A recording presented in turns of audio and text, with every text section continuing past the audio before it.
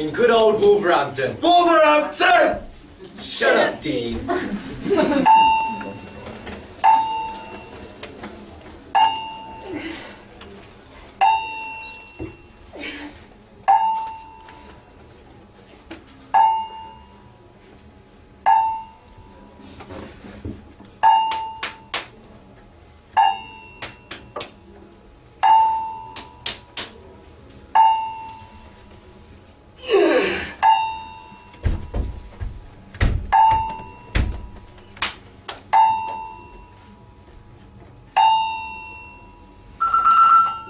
Welcome to Sainsbury's. Yeah, Margaret. Darling! Yes, love! Do you have any offers on these? No, not today, sorry.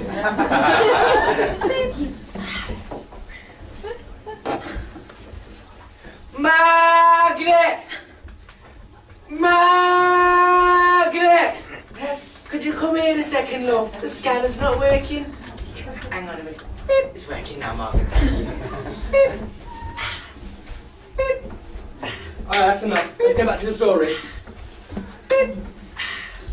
Beep. Kyron. Beep. Kyron. Beep. Beep. Kyron. Beep. That's enough! Sorry. You all know where Sainsbury's is, right? Not the small one near the train station, but the big one near the metro. It's built inside St George's Church. You do know where that is, right? Sainsbury's? Yeah. Where do you guys go shopping? I'll be honest. Okay. I prefer to be honest. Sorry. Don't worry, we're not going to tell you the story about shopping. Although, that is a nightmare in itself, to be honest. Outside of Sainsbury's, where the car park is now. Where you put your shopping away with your kids.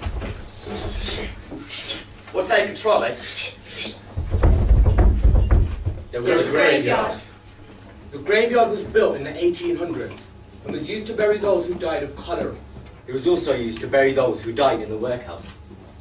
The workhouse was in Horsley Fields. That's where the depot is now. You all know where the depot is, right? Yeah. Good. They know what the depot is.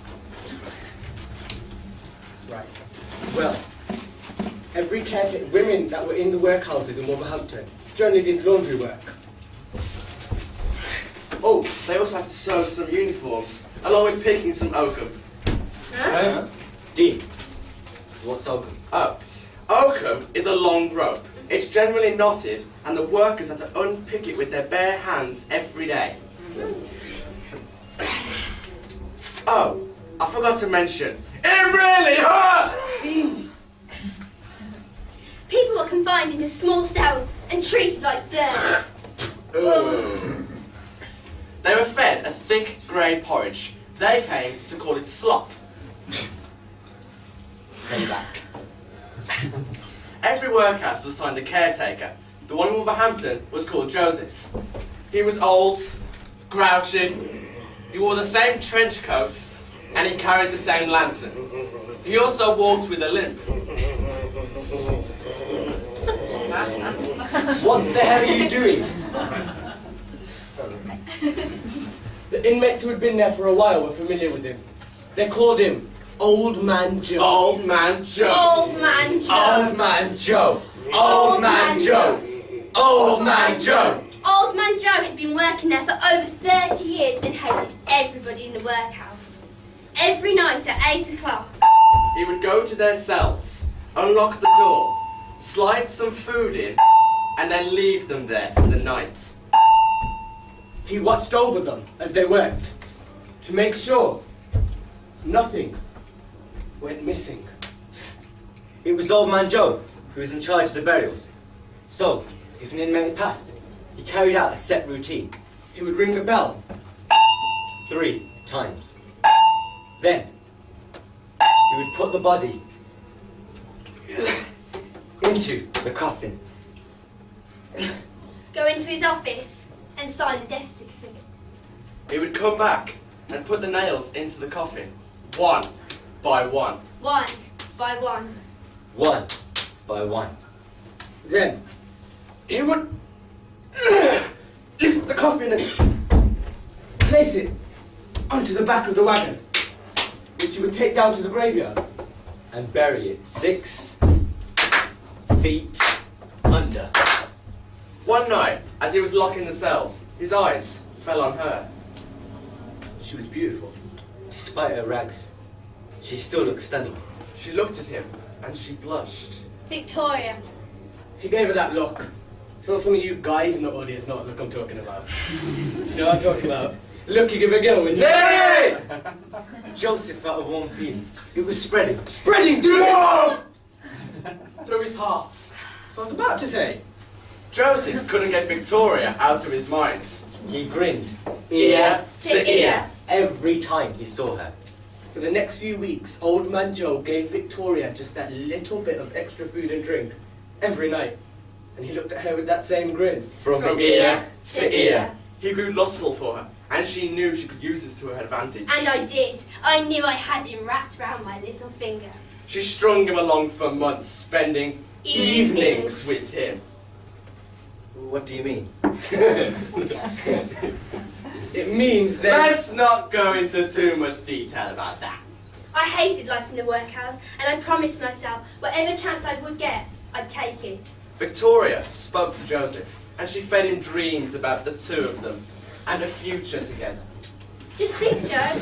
Sooner you can get out of here, sooner you can have me all to yourself. Joseph, the old fool. He was living in this fantasy world. He told her about his small fortune. She could use him to escape this workhouse and then leave with his fortune. It was brilliant. Joseph had told me about the routine he carried out every time an inmate had passed. He told her that he rang the bell.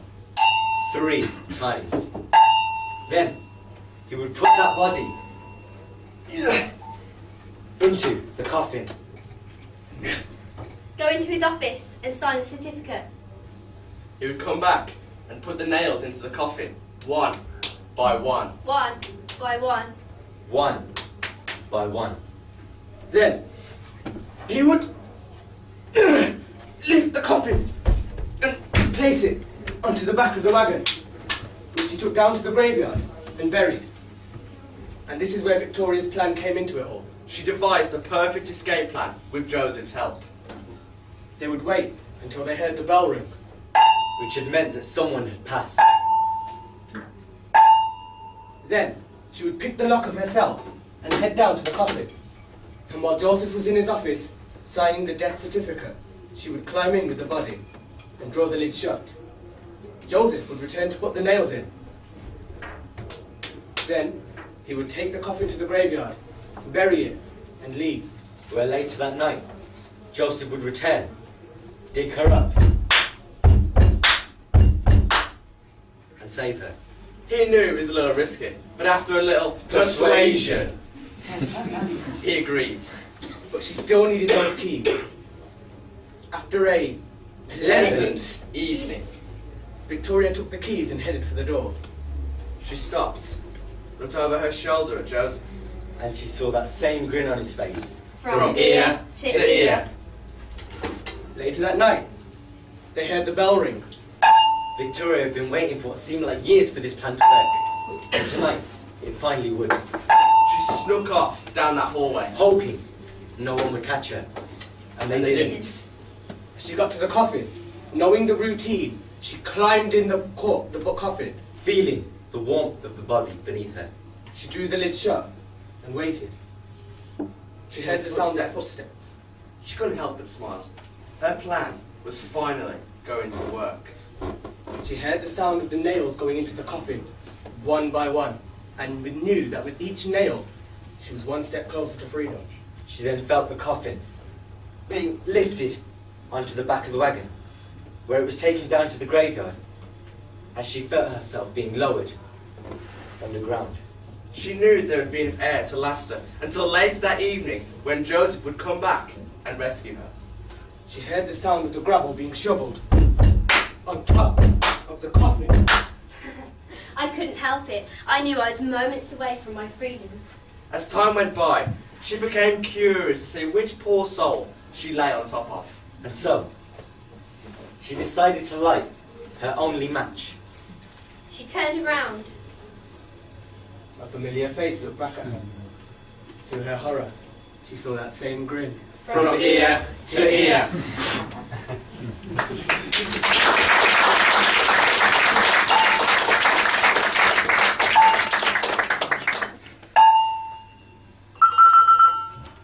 Welcome to Sainsbury's. Okay, so the next time you're walking through that Sainsbury's, Doing your weekly shop? Look out for the old man with the grey coat. And that same grin on his face. from ear to ear.